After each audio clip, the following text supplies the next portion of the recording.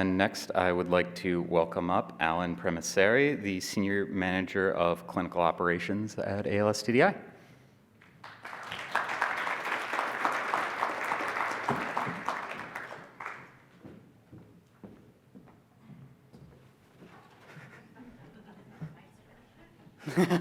No, that was just nerves. Hi, everyone. It's really cool to see some new and familiar faces here. It's cool that I've been been here long enough to say that. And hello to everybody on YouTube. I don't know where you are, but hi. So I'll be talking about the ALS Research Collaborative, which you've already heard about a little bit today, and some exciting updates and insights that have happened in this past year. So, wait, what was the last slide? Oh, that's me. Okay, this is the title? Okay, great. So let's flash back to October 22 real quick. This was the title of my talk. You'll notice the program name was different. The program I'll be talking about today was known as the Precision Medicine Program up until March of 2023. And if I could quickly give a visual summary of what changed between then and now, I do it like this. I might be aging myself. I swear I'm older than 20. Essentially, the ALS Research Collaborative is an evolution or a development of the PMP. The core is largely the same, but it looks a little bit different and now has some new features that we thought warranted a program-level change. So you've heard a little bit already, but ARC consists of the ARC study, which was the PMP, and then the ARC data commons, which is the newer element. So I'm going to go in and review what the ARC study is for those who don't know or might need a refresher. But we consider it a natural history study with elements of a translational research study. So a natural history study is one that follows people over time with a certain condition or disease and collects health information about those people to help us better understand how that disease develops and how we can possibly treat it. The translational elements of our study is to take what we learn from the ARC study, bring it into the lab, test new ideas, and have those results be applicable to people because we learn from people. The goals of the ARC study are to better inform our drug development efforts. This could be through finding new targets relevant to ALS subtypes, develop new models, and test potential therapeutics in. And then furthermore, we're hoping to discover and or validate biomarkers to monitor progression. And for us, this can be through the analysis of blood samples or the use of digital technologies. So some fast facts I want to mention about ARC up top are that it was launched in 2014. It's now a completely remote study, and there's no specific end date in mind, so people can join and opt out whenever they feel like it. We're now at around 930 people who have fully enrolled in the study. We were just past 800 this time last year, so we're really grateful for all the people who signed up this year and took the time to contribute their data. So how the program works is that after signing up at arc.als.net, participants will get access to a web-based portal where they can see all the tasks that will be asked of them, and they'll be able to see their data as well that they've contributed. There are 5 main tasks associated with the program, and I'm displaying them here on the left. Yeah. These are typically completed monthly or quarterly, and everything is optional, so we're appreciative of any and all data that people are comfortable contributing. So I'll go ahead and walk through the different data types here. First off, we have the ALS Functional Rating Scale Revised, or the ALS FRSR, or the ALS FRS, or the FRS. I use all of those. You'll hear it said a bunch of ways, but it's a 12-question assessment of various common tasks or functions like speech, climbing stairs, handwriting, and so on. The ability to do these tasks are rated on a whole number scale of 0 to 4. It's a widely accepted measure of disease state and progression, though it comes with some caveats, like its subjectivity and its restriction to using 0, 1, 2, 3, and 4 as answers. So you're going to lose some sensitivity there because you can't go in between 2 and 3. That being said, it has a very important place in both clinical care and research as a standard measure of ALS. As I mentioned, the ARC study is looking to measure ALS in new ways. So the FRS serves as both a tool for us to collect data on, but also to compare new measures against. Next item is surveys, lots of surveys. We want to learn about various topics like family and medical history, any clinical trials that people have been a part of, what industries they've worked in, where they've lived, but not in a creepy way, and so on. There's a gap in understanding of how one's environment might play a role in either triggering or augmenting one's disease. So it's really important that we collect this information. We were actually awarded a grant a few months ago to do a deep dive on this data in collaboration with Dr. Danielle Boyce and Pat Dillon. I don't know if Danielle's here. I don't know. She's going to be here. I'm really looking forward to this because they're two really awesome and knowledgeable people. And this is a lot of, the survey data is a lot of data. All right, so roll into the speech tracking. This involves participants calling into our automated phone system once a month and recording a set of 5 phrases, which we then convert into audio files. And then in a past collaboration with Google, they developed a machine learning model that can take those recordings and essentially give it a score based on the quality of the participant's speech. It's important to note that these scores are not constrained by being whole numbers. So they can be any decimal number between 0 and 4, which gets to that point about sensitivity that I brought up earlier. Scores are visualized like this on a graph in the participants portal. To capture the limbs, we do activity tracking through accelerometry. So this involves sending a set of these 4 accelerometer devices here to participants' homes 1 week out of each month to wear on their wrists and ankles. And we ask folks to wear them as often as they can, comfortably, during that week. And that's what we call passive wear time. During 3 days of that week, we ask them to do a set of prescribed movements along to a guided video. As you can see, there are seated arm lifts, leg lifts, and toe touches. These accelerometers are measuring acceleration, so the more force you put into it, the higher the score. Like with the voice recordings, this data is displayed in the portal on a graph like this. The last and probably most involved and the newest arm of the program are the remote blood collections. So this involves sending a mobile phlebotomist to people's homes once every 3 months roughly to draw a few vials of blood. And then once completed, they'll ship the samples back to our lab overnight. There are many, many different analyses you can do with blood samples. Just to quickly go over some, but we do whole genome sequencing and screen for a panel of ALS-associated mutations. We do share this data back with participants if they want to see it. However, it's not a clinical grade test, so it can't be used in any diagnostic manner. But it's more for us to get a deeper understanding of the genetics underlying the disease.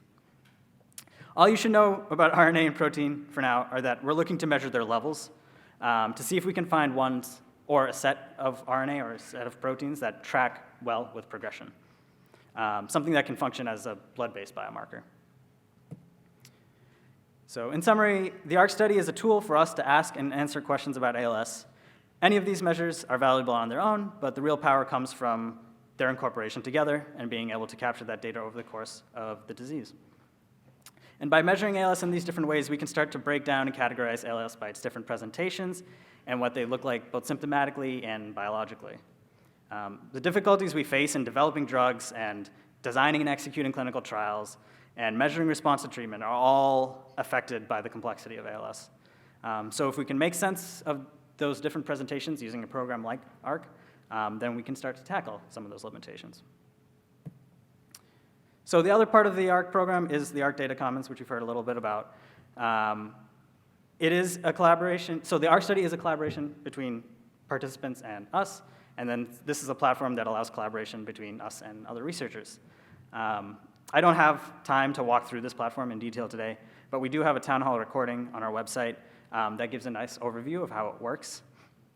In short, we put the vast majority of the ARC study's de-identified data on the cloud, and this platform called Looker allows users to browse and download the data. And we're really, really excited about this because we know we don't have all the expertise or the bandwidth at TDI to answer all the possible questions that we could ask of the ARC data. So this allows us to collaborate with other experts in ALS and even in other fields, like with speech pathologists and movement disorder specialists, to get to more answers quicker. So that's the goal here. If you're interested in learning more about this, visit our website or come find me later. I'd be happy to talk about it. So some other updates that came in this past year, a lot happened this past year. There's a new and improved enrollment process that we overhauled. So it was a common point of feedback that people didn't really have enough information or know exactly what they were signing up for when they were enrolling. So we made a big effort to improve that. So the newer people who sign up don't know the old process, and the current participants don't know the new one, but so you're gonna have to trust me that it's better, because it is. We are also formally recruiting asymptomatic gene carriers. So we've largely focused on people who were diagnosed and clinically symptomatic for the majority of the program, but there's been a lot of progress and a lot of momentum around researching ALS before you can actually see it. And so we thought it was really important to invite this group of people to the ARC study. And lastly is the option to import electronic health record data, or EHRs. So should a participant choose, they have the option in their portal to link their EHRs and share their clinical data. This is mine from the Partners Healthcare System. We capture a lot of data in ARC, but there are still gaps. You probably noticed, like, we don't do respiratory measures. So this is one way for us to fill in the gaps and confirm details that might be hard to recall otherwise. It would make our data set so much more robust if we can do that. And this effort was accomplished in collaboration with a really great group at Unite, who had this service on their own platform and worked to embed it into the ARC portal. If you'd like to know more about how the ARC study operates and what kind of numbers we have, there's a poster at the poster session by Josh Berman. He'd be happy to talk with you. I don't think he has the beard currently. Don't go looking for the beard. All right, so now that we've talked about the ARC study overview, I'm going to shift to some work that came out of it. So this is a recent publication from Nature Communications that was released actually a few months ago. This here is Dr. Anupam Gupta. He's a neurologist and researcher who has a great deal of expertise working with digital health technologies and machine learning and ataxias. So given his past experience, he was interested in our data set and wanted to see if the movement data that we collect could sensitively capture ALS progression. And this is a figure from the paper that he made, and I know it's probably a bit hard to see, but this x-axis here is years, and each line on this graph is a participant, and each dot on each line is an activity session, or a session where you're wearing those devices. I just thought it was a really cool visualization of all the work the participants have contributed over the years, because it's a lot, and it's not always easy to see that. So what he's doing with all this data is he's looking at that passive wear time only, so only the portions where you're just wearing the devices during daily living. And I'm going to be oversimplifying things for brevity's sake here, but what he's doing is he's taking movement chunks from those sessions and analyzing many, many features of natural movement. So like the speed, the duration, the distance traveled, if they're short stop-and-go movements and things like that, and there's many more features he's got. So he's feeding all that information to train a machine learning model to generate a predicted score for the session. So the higher the score, the less impairment in movement, and the lower the score, the more impairment. And once you have scores, you can graph them and see that change over time. So these are two people, and the blue lines are the legs, and the pink and purple lines are the arms. And so a couple of findings I wanted to highlight from this work are, one, that progression rate is similar in the left and right limbs as opposed to the same side limbs. So left arm and right arm tend to progress more similarly than left arm and left leg. And you can see that clearly in this left graph, less so here, but overall, that's kind of the trend. And the second note I'll mention here is that the accelerometers are capturing progression sooner and more sensitively than the ALS-FRS are. So this bottom graph is their ALS-FRS data from that same time period. And the black dotted line is the total score. And the red line I've added here is the point where you're starting to capture the decline in the total FRS. And if you follow back up to the accelerometer graphs, you can clearly see that weeks or months before, we're actually capturing the decline. So that's a really important point. To translate these into sort of more broader lessons, it gives us insight into the relationship of progression rates as it spreads in different limbs. It gives us a new perspective on how we can possibly measure progression sooner and more efficiently. And then, of course, as this is important in all of research, you want to validate your method. So this is a good validation that the accelerometers are providing a sensitive and objective way to measure progression. And all of these points actually culminate in one more point that I wanted to highlight here, which is that Dr. Gupta found that you would need fewer participants in a clinical trial if we used these devices. So he did a sample size estimation on what it would take to detect a 30% change in progression. Using the FRS, we would need about 121 people. And with accelerometry, we would only need 76. And so needing almost 50 less people is huge to address one of the issues that we face with ALS clinical trials, which is that we often need a lot of people to detect a meaningful change. And needing more people means more costs, longer trials, more burden for more people. And while this is an estimation, I do believe these concepts are universally important to ALS research. On that note, I did want to offer one last thought on how important it is that we think about how we measure progression. It's not a new concept, but I think it's worth emphasizing, especially after discussing that paper. And this is sort of like a glimpse into what me and the ARC team do day to day. So we as researchers are often looking at how people are doing by looking at their total FRS scores over time. And you can see two people here, and they have similar trajectories over somewhat similar amount of time. But as we all know, ALS is heterogeneous, and everybody's story is unique. So when we break down the FRS into categories that relate more to certain parts of the body, you can see that these people are different. This person's bulbar function maintained over the course of the study, and this person's declined earlier. And we can see with our voice data, the speech data, that also holds true. So this is maintaining stable, and then this person is declining. And then we go ahead to the accelerometer data, which is not measuring certain tasks, but just limb strength. The person on the right is maintaining their limb strength over time, and so is person 2, but you'll probably notice pretty quickly that there's this period of increase, and it's over a long period too, and that's not normally something we notice in traditional ways of measuring ALS, because when we look back at that same person's FRS over that same time period, you wouldn't have known that, right? The FRS has a maximum, has a ceiling, and we wouldn't have captured it. Now, that's not to say the FRS is wrong and the accelerometers are right. They're both tools to capture, they capture different stories, right?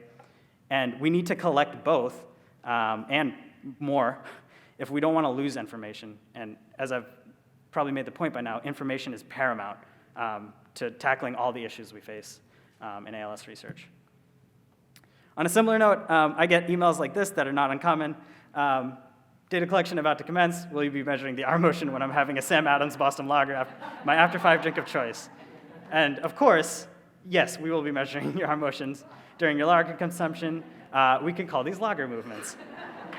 Now, I can't measure lager movements in everybody, but it does make me wonder, as researchers, what we can do to more accurately represent everybody's story.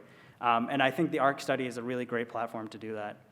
And so with that, I want to take this minute here to just thank the participants. And I can never do it enough, because all this work, and the reason I'm here and the reason we're always talking about this is because they put in so much data. And that graph was a really good visualization, but you don't get excitement from researchers over like small data sets. And the fact that this is a large data set and it's robust and there's so many different ways we measure it is just a tribute to like all the time and effort people have put into it. So, you know, I have to thank them, and if you're here and you've contributed data, thank you. We really couldn't do it without you. And I don't know how much time that took.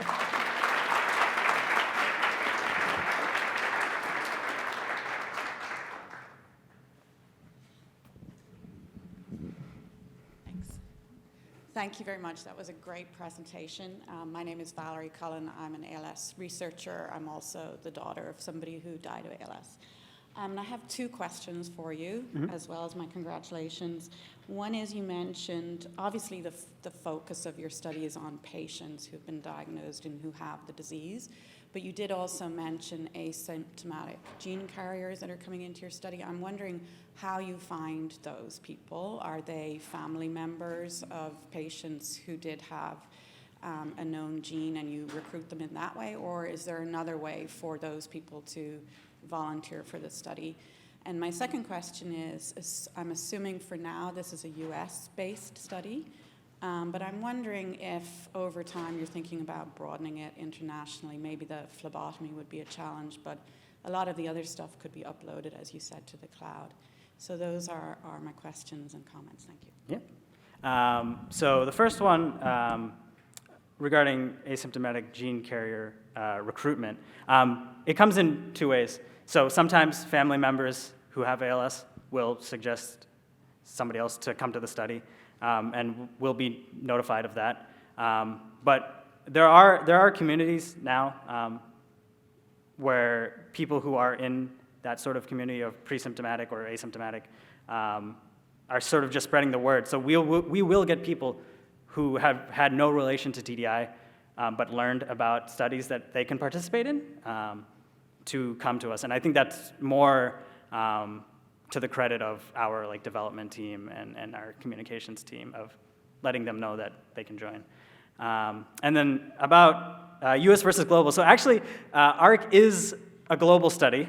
Already, we're heavily based in the US, but participants can sign up anywhere. We do have people from, I think it's almost 50 countries, not many in other countries, and they're usually limited to doing the things in the portal, so things that don't involve hardware. But we are looking, so we recently actually expanded into Canada with the phlebotomy, which is something we couldn't do, and I was worried if that was going to be tricky. Fortunately, it wasn't. So hopefully someday we can do it for other countries as well, but we're always looking to expand, yeah.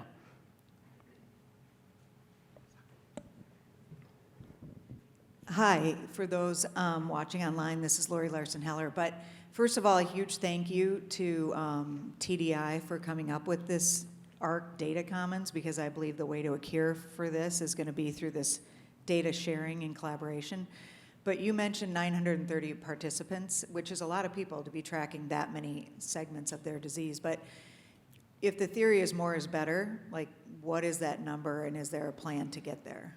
Yeah, it's a tricky question, but I think the number sort of depends. Okay, always more is better. I will always say that. The number will sort of depend on what you're trying to do. So the number we have right now has actually been pretty good to start hypothesis generation, right? We can start looking at some of the genetics and the RNA and the protein sort of on a less invested level and start going into the lab and maybe test in cells, because cells are a little bit, they're more cost effective, the turnaround time is quicker. So some questions we can answer now with the data we have. If we want to get to the point where we want to make, sort of broad findings that will affect the whole community, the accelerometer paper, used about 400 people. So that's something there. But I think it'll get trickier as you go more in depth. So if we're trying to find blood-based biomarkers or more genetics, the number will need to go even higher. And I think that's what we found, 1,000 might not be enough. And that's actually something I didn't mention here, is we upped our enrollment limit to 2,000 for that, because we think this is definitely a really good start, and there's a lot we can do already. But ALS needs more, so we're hoping another 1,000 can get us there. Hi there. If you could briefly talk about the voice tracking and the scale from 1 to 5, and exactly, so what are you measuring? What's the difference between 5 and 0? I'm a participant, and I look at my voice tracked over the last 14 months, and it goes up and down, but it hasn't changed a whole lot. But I'm just sort of wondering, 0 to 5, what does it mean? Yeah. So thank you for contributing and participating, first of all. It is, so I didn't explain it here today, and I can explain it in more detail offline, but it's basically, it was trained, the model that gives those scores was trained on the speech question from the FRS, so that's where the 0 to 4 comes in. But it can do it in decimals as well. So it's going to be the same idea. 0 is most impairment, 4 is least impairment. However, the audio recordings are being converted into an image file, so you can see the spectrogram of the audio. And then the model is basically looking for features in the image that relate to speech quality. I don't know what those are exactly. But that's where you're going to start seeing bounciness because it's looking at way more things than just like 0, 1, 2, 3, and 4. What I would say to that is don't consider it like 4 is this, 3 is this, 2 is this. Just follow it over time. Like 4 tends to be higher, 0 tends to be lower. And if your graph, the trend is more important. If it's stable, that's going to hold true no matter where on that scale that is. Does that answer your question? Okay. Awesome. Folks, we're going to take 2 more questions, one from Mindy and one from Kathy, and then we're going to move on. Alan and Josh will be available to talk about the ARC program after these questions and during the cocktail hour. Hi, Mindy Erlob, C9 carrier. I lost my grandfather and my mother to ALS, and I have 2 kids at risk. My question is, for the voice tracking, do you guys actually bank that, and can patients use that later if they need it when they start to lose bulbar function? Yeah. So we don't advertise it. We're not really a voice banking group. However, we do keep all the recordings, and we have had a few people ask for those because they hadn't banked otherwise. So we can. I can't speak to the quality of it. I don't know exactly what the protocols are for a voice banking group, how they do their recordings. But we are willing to share the raw files back with the participant if they want that. Good morning. I'm Kathy Collett, an ALS advocate from Indianapolis, Indiana. And I'm one of the group of people called the ALS problem solvers we've been proponents of what we call a honking big natural history study for ALS. And it seems that NINS is now financing such a program, working to have an ALS AMP, et cetera. So we're seeing great momentum in that direction. So could you comment on, is anybody from ALS TDI embedded in that so that they're not reinventing things that you know how to do and you're not reinventing things that they know how to do? So that's my first question. Now my second question is this dream I have, that somebody with ALS can enter data once and they're finished. They don't have to enter into an ARC, and they don't have to go over here and enter in here. We have so many, and I realize that people say they collaborate and we'll share data, but that doesn't help this problem of people with ALS going to one spot, getting enrolled, and having their data spread about. So thank you. Yep. So regarding to the NINS study, I don't know what's on the paper. I'm not usually involved with those logistics. But I can say ALS TDI is usually at the table, especially when it comes to this stuff. And I think you'll probably hear a little bit of that from James Berry later.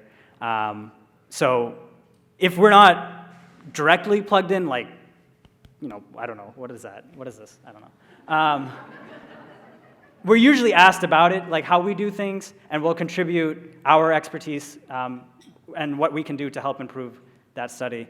And as far as like actually sort of linking all these consortiums together, that's a really great point. It's a challenge that I think we are trying to face. Like that discussion point comes up so often. And TDI, part of setting up this data sharing platform was also for us to start learning how to share our data in anticipation for maybe plugging it in where people need it.